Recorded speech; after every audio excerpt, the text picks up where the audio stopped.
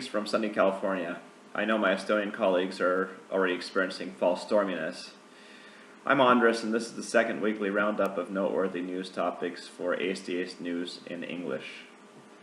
In the international news this week, number 1, the passage of the Canadian Online Streaming Act Bill C-11 will give the Canadian Radio, Television and Telecommunications Commission, or CRCT for short, direct control over internet content providers, as they are required to register their activity with the Commission to promote what the government calls Canadian values.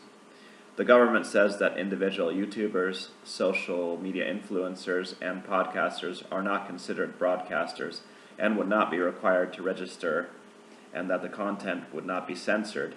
On the other hand, regulation of platforms themselves amounts to censorship of content.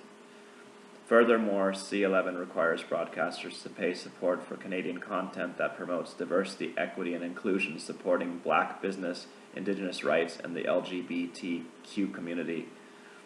It also requires social media companies to pay for news content that was previously free.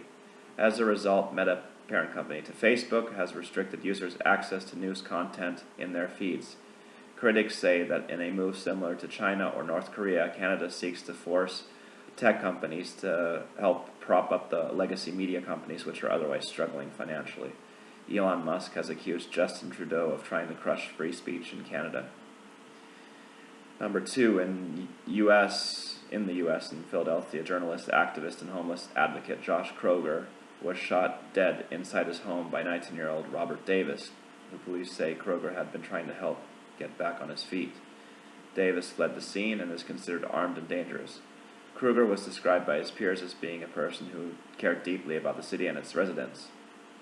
In recent years, Philadelphia, among other major U.S. cities, have seen an uptick in violent crimes and murder. Many of these cities struggle with the same underlying problems of rampant homelessness and drug addiction.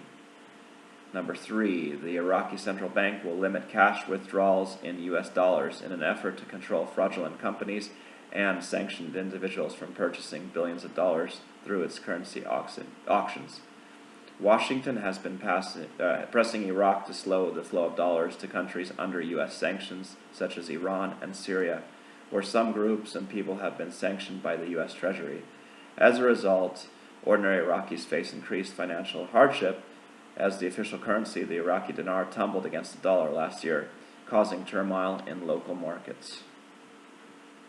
The Gulf War in 1991, followed by harsh UN-imposed economic sanctions, and the U.S.-led invasion in 2003 caused a substantial devaluation of the Iraqi dinar. As a result, Iraqis have turned to the U.S. dollar for a wide range of transactions, from wholesale trading to retail purchases. Iraq's central bank has also been limiting dollars in an agreement with the U.S. Federal Reserve to limit cash and move towards online payments. And number 4, the Central European nations of Austria, Czech Republic, Poland, and Slovakia have reintroduced measures to control their borders in an effort to curb the inflow of migrants, a departure from the ease of travel afforded to members of Europe's visa-free Schengen area. Slovakia began conducting routine traffic checks with its neighbor Hungary as a result of a rise in migrant crossings to its territory last week. And in Estonian news, number 1, the current government has planned to liquidate Estonian savings and loan associations in favor of a monopoly held by the commercial banks. Although savings and loans associations, otherwise known as credit unions, are not secured by the same guarantees as commercial banks, they offer higher interest on savings accounts than do the banks. About 14,000 Estonians currently have money invested in credit unions. The plan to ban the activities of credit unions is odd in light of the fact that at the same time the government has no plans to regulate the notorious SMS loans, which have put many ordinary citizens into increased debt. And number 2, the North American chairman of the Estonian Conservative Party, Mike Kalmus, met with Republican presidential candidate Vivek Ramaswamy on Tuesday to discuss the upcoming U.S. presidential election. Among other topics, Mike brought up electronic voting and the anomalies in the results of the last Estonian parliamentary election. Vivek is aware of the concern technology poses to the free and fair elections, says Mike. Vivek is the youngest of the candidates running in the upcoming presidential election and has seen a lot of recent popularity in polls, despite that Donald Trump still remains the favored Republican candidate by far.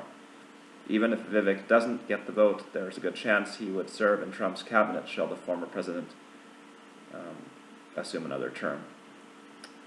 And lastly, number 3, a number of Estonian Conservative Party members got restrictions from Facebook last week, including our very own Mike Kalamus. They received messages that the content of their pages doesn't meet Facebook community standards, and as a result, they were blocked from their accounts. There was no specification as to what content was cause for such a ban, and as for now, access has been, if not fully, at least partially restored. That concludes this week's news. See you guys again next week.